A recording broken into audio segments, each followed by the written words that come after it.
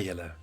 Elkeen van ons het iets wat vir ons baie waardevol is en hoe meer waardevol dit is, hoe meer gewigtig is dit in ons harte. En hoe meer waarde dit dra, hoe makliker is dit om nee te sê vir iets anderste wat hulle plek wil neem, maar nie soveel weeg nie. Een van ons waardes by Lewende Woord Centurion en die eerste waarde van ons waardereeks is om God gesentreerd te wees. Hoe lyk dit as 'n Christen God gesentreerd is?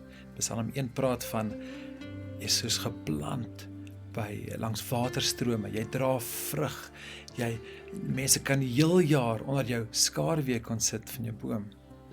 Wat nog? Ek wil graag hê ons moet gesels Sondagoggend oor ons eerste waarde, God gesentreerd.